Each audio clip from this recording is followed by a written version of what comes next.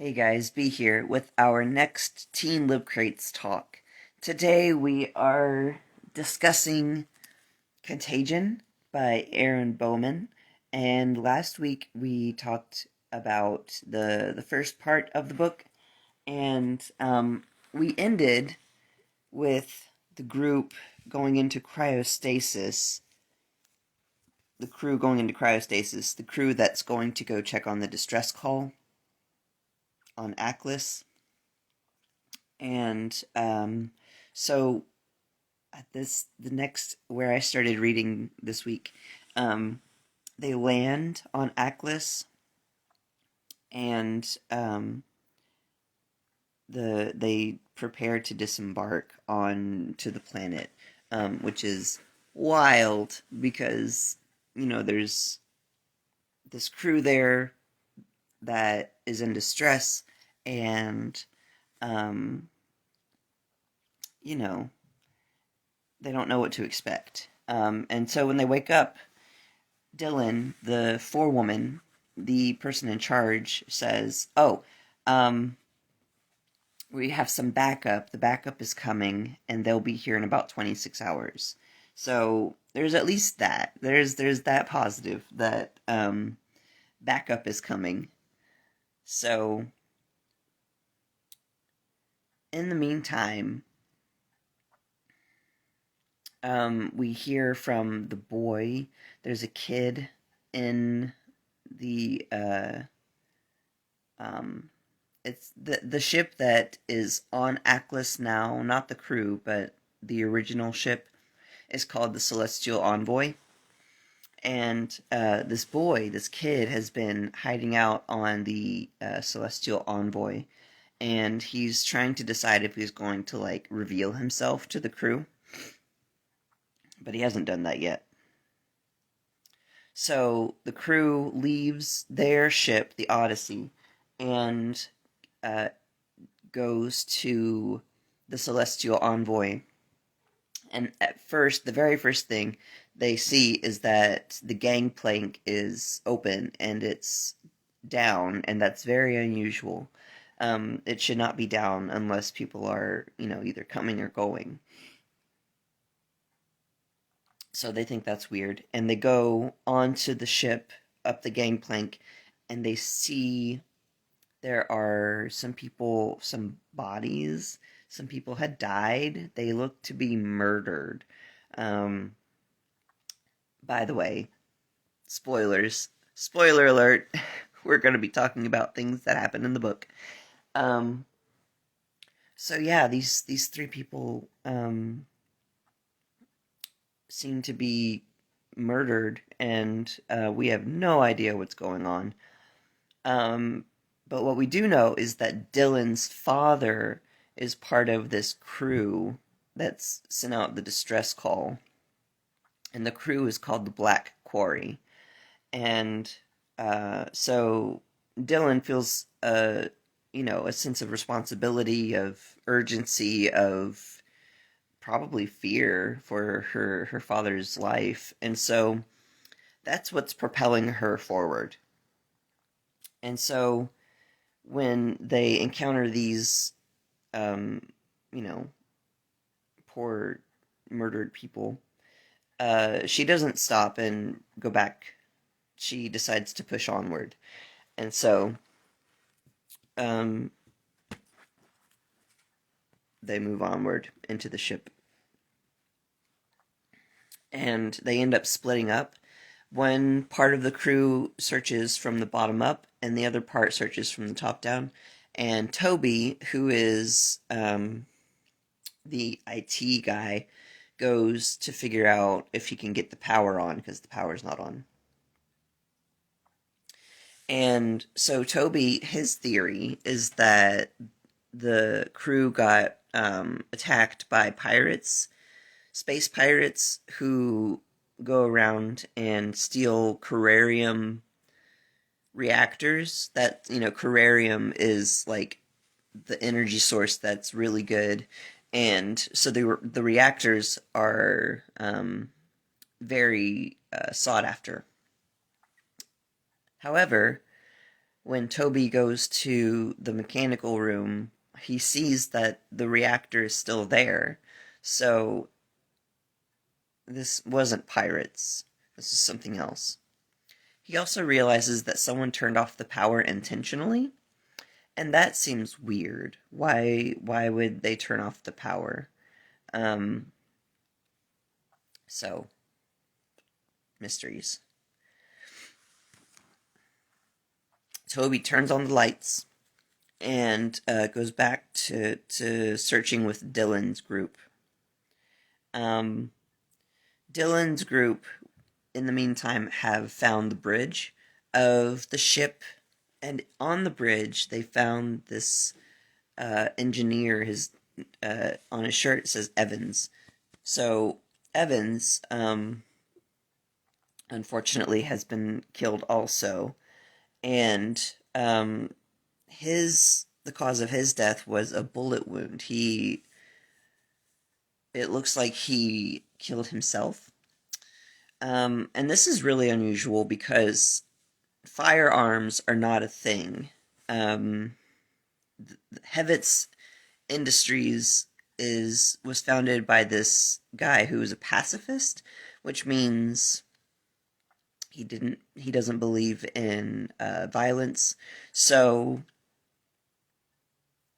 no one uses firearms, and so it's very strange that Evans would have a firearm, and then murdered himself. He killed himself. So it's all looking pretty dark. It's all looking pretty dark. But in addition to Evans, they find a note, and let me see if I can find what the note said. I probably won't be able to find it. The gist is that the note said that it got in us. Declan flew for help. Don't trust the kid. So, we know that there's a kid running around here somewhere. And Evans, before he killed himself, has said, don't trust the kid. Which, what does this mean? What is happening? What is happening at this place? I need to know. um, but also, someone flew for help. And, what was the first part? It got in us. What got in them? What got in them? Is it some sort of infection? What is it? I don't know. So before Evans killed himself, he sent out an SOS. He made a message, and it said to send scientists and guns. So that's interesting. He's indicating that there's something that needs to be studied by a scientist, and that they should bring ways to protect themselves. So, at this point, they've also found more people who were killed along the way in their search. And despite all of this, Dylan still insists that they go and search the drill sites where the crew was drilling for corarium. Corarium? I'm not sure. How do you guys pronounce it in your head? Because the point of this searching the drill site is that they haven't actually found the bulk of the Black Quarry crew. They found some people here and there, but not the whole crew. So Dylan insists on going and searching the drill sites. Dr. Tarlow, Lisbeth, decides to hang back, and let's see, I think Sullivan also decides to hang back and do some testing on the samples that they found. Not that this crew found, but that the Black Quarry group had found and had stored in their refrigerators. Oh, I forgot to say this part at the beginning. Dr. Tarlow, Elizabeth, found what's described as black seaweed in a fridge, and it freaks her out. She's like, "Oh no!" And I think that it has something to do with when she was there as a kid with the Operation Witch Hazel. And so what she does is she locks the fridge back and makes a new passcode so no one knows it except for her, so that they can't get in to see this black seaweed. The plot thickens. So Elizabeth decides to hang back and do some tests on the samples that the Black Quarry group had found to see if she can figure out what's going on. But there's like this weird so she might have some ulterior motive for doing the testing. I'm not sure. It's unclear at this point. Okay, and then we hear from the kid again, the boy, because there are these italicized passages periodically throughout the text, and his plan now is to try to get the Odyssey crew to take him away from Aklis. We'll see. We'll see. He says that he might have to lie to make that happen. And then we are introduced to this whole thing about the Union, the Planetary Union, versus this group called the Radicals. And there's this, there's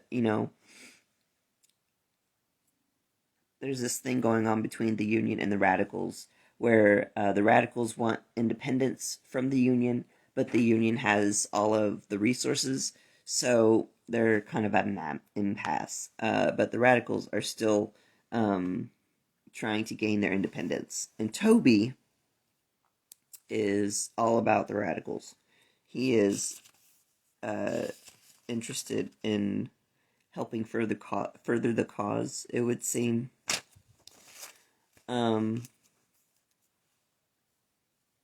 and Thea has she has some like musings about what this would mean if the Union and um, Trios, the Union and Trios are one and the same.